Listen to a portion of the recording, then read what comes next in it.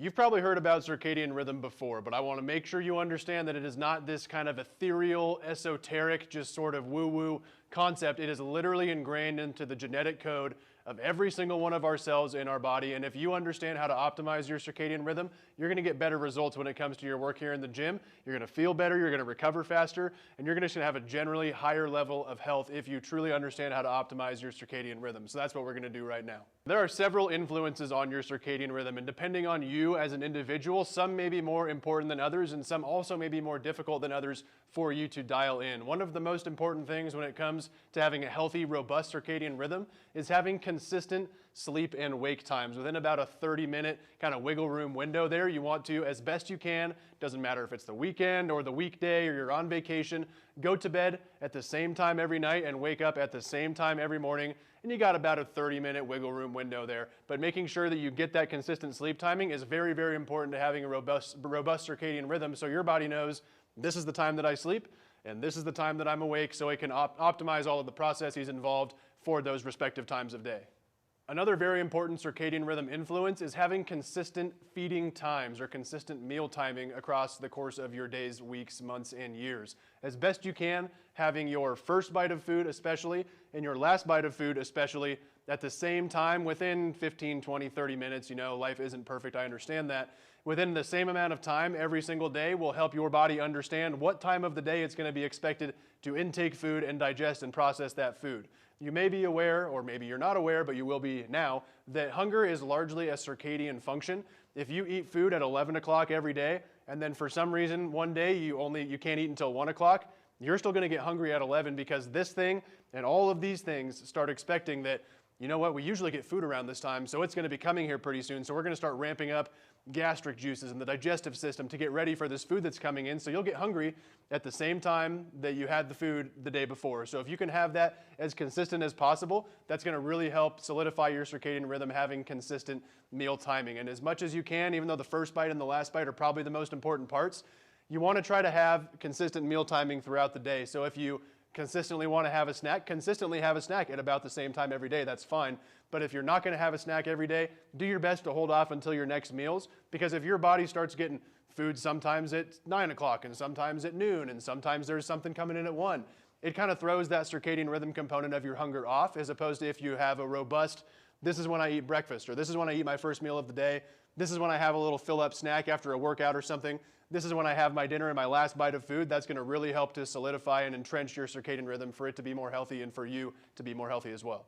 Sticking with the theme of timing, another important thing to try and time consistently is your exercise. So if you can, as much as possible, have your workouts.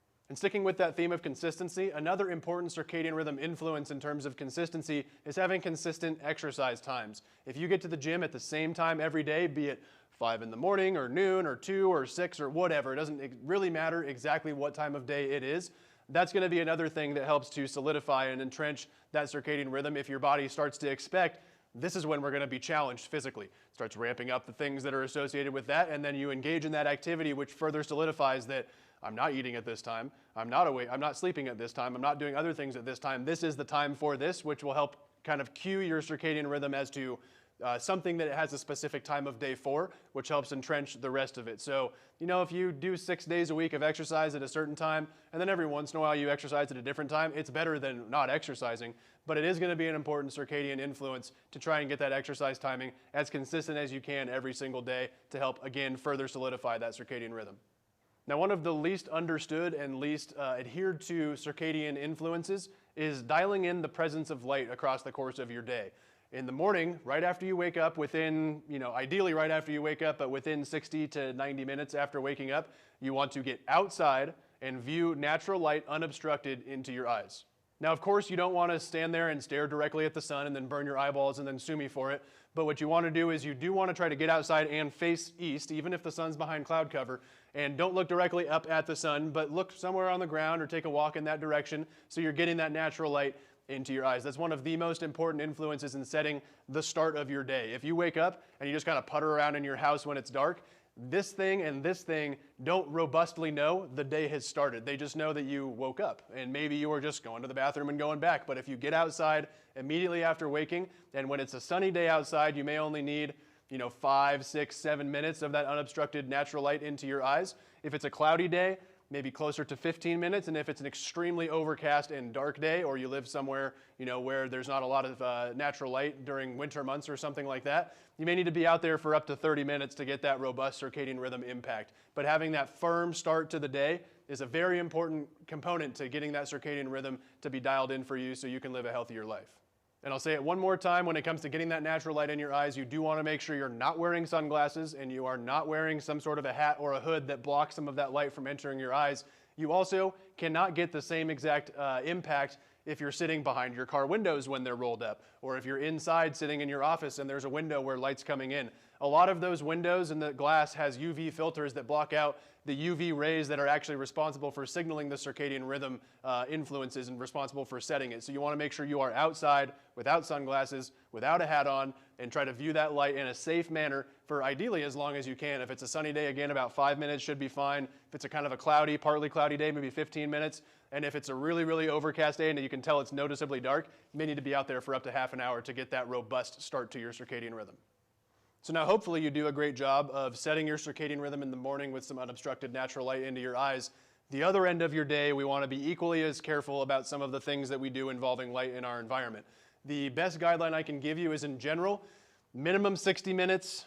It'd be better if it was 90 minutes, and it would be ideal if it was 2 hours or more from your bedtime, which we've already established should be at the same time every night, but no matter what day of the week it is. You need to start dimming the lights in your environment and limiting how much light is entering your eyes so you can get the best possible quality of sleep and have the most robust circadian rhythm. So if you have dimmers on your light switches, that's perfect. Dim those all the way down to just enough light to see safely. Or what you can do is use night lights in your environment, turn off the overhead lights. Or if you're doing something like reading a book, instead of using an overhead bright light, use what's called task lighting, like a lamp that angles from behind you onto the thing that you're reading, but where your eyes can't actually see the thing that's emitting the light. Now, if you spend a lot of time watching television in the evening, a great thing to do would be to invest in some of those blue light blocking glasses. You want to make sure that the ones you get have either dark yellow or even red lenses. The clear ones don't actually filter as much of the blue light as you think they are. They don't have nearly as big of an effect. So you want to get the darkest versions of those that you can get while still being able to see the things that you're trying to see. Or you can also use your TV remote and dim the brightness of your TV screen and the backlights and everything as far down as possible while you can still see what's going on the television. So combining those two things could be a very helpful way for you to not get too much light in the evening, which will then cause your body to be unable to secrete melatonin, which will then negatively impact your sleep quality and your sleep quantity if you have too much light in your environment in the evening. Now, one more important circadian rhythm item to cover is your intake of caffeine. We all know that caffeine helps us feel more awake. What it actually does is it stops you from feeling sleepy more than anything. It blocks the buildup of what's called adenosine, binding onto different receptors, which signal to your body that you're getting tired. It actually disrupts that and takes the slot where the adenosine is supposed to bind so you don't feel tired until that caffeine is metabolized, and then all of that adenosine smashes into the receptors, and that's what the caffeine crash thingy is, in case you're interested. But basically, different people are going to have different timings of caffeine depending on some genetic things with their liver and how these different enzymes process caffeine. It would be advisable for almost everybody to not have any caffeine within 8 hours of your bedtime, which we've established should be at the same time every night. And ideally, even further, like 12 or 14 hours, just limiting your caffeine intake to the morning. Now, a lot of people will say things like, well, but I get a crash in the afternoon. I need another cup of coffee to get through my day. One interesting thing that you can actually do to kind of combat that is if when you wake up in the morning, you don't go straight for your caffeine. You get outside, you go for a little walk, you view that natural light like we already talked about, and you delay the intake of your caffeine 60 to 90 minutes after waking up. That will let your body start to know, all right, it's daytime, we're going to purge some of this adenosine, and then you're not going to get that flooding in of the adenosine that got bumped off by the caffeine in the morning, which will severely, severely limit the caffeine crash that you may be getting in the afternoon. So if you get some of those and you feel like you need caffeine within the 8 to 12 hours of bedtime in order to get through the rest of your day, try delaying your caffeine by 60 to 90 minutes after waking up, and that should kind of limit the amount of caffeine crash that you experience. Another really interesting way, and one of my favorite ways to really nail my circadian rhythm, is by the use of creative kind of temperature exposures to your body. So you may think to yourself, isn't our body temperature just 98.6? or that's what it's supposed to be. That is incorrect. Your body temperature actually fluctuates up to 3, 4, maybe even 5 degrees across the course of the 24-hour period. What actually happens is when you're asleep, in order to get to sleep, a 1 to 3 degree in body temperature drop is actually required to get into sleep. And then when you wake up, part of what causes you to wake up is the circadian rhythm kicking on and saying, oop, it's starting to get close to daytime. We're going to ramp up body temperature, ramp up cortisol, and a bunch of other things, which is part of what causes you to wake up. Your body temperature continues to rise until, about if you wake up at 6 or 7 in the morning, about 3 in the afternoon is about the peak, give or take. Everybody's a little bit different, and depending on sleep and wake times, it may be even more different. Continues to rise, and then it starts to drop until you start getting down to that 2, 3, 4 degree drop to get into sleep. So how do you use that information about temperature and circadian rhythm to further solidify your circadian rhythm? There's actually enough information on that I'm going to have a separate video down here somewhere for you to click on to watch a little bit more about how to optimize kind of temperature exposure using things like cold showers or cold plunges or hot tubs or saunas or warm baths and various things for you to further dial in your circadian rhythm. But again, there's enough information on that I'll create a separate video. So there we go. Now we've got a lot of ways for you to start dialing in your circadian rhythm health to get better sleep and recover faster, to be more alert and awake during the day, and to pretty much just optimize your health from head to toe in every cell in your body, because like I said in the beginning, every cell in your body has this genetic circadian rhythm going on inside of it. So if we can live our lives in a way that's in adherence with that circadian rhythm kind of backdrop on everything in our body, you're going to get better results and feel better in every aspect of your life. Things like that consistent timing of exercise, of food intake, and of your sleep and wake times are very, very important. Limiting your light exposure in the evening and making sure you're getting a good amount of natural light unobstructed into your eyes in the morning. Limiting your caffeine intake to ideally 12 or 14 hours before bedtime, not having any more, but you could probably get away with up to 8 depending on how fast you metabolize caffeine in particular, and then some of those interesting little temperature things that we'll go over here in another video. So start putting these into action, and I guarantee that you're going to notice changes in how you feel across the course of your day, the quality of your sleep, how alert you feel during the day, and in general, you're just going to feel so much better if you start living your life in accordance with some of these circadian rhythm principles.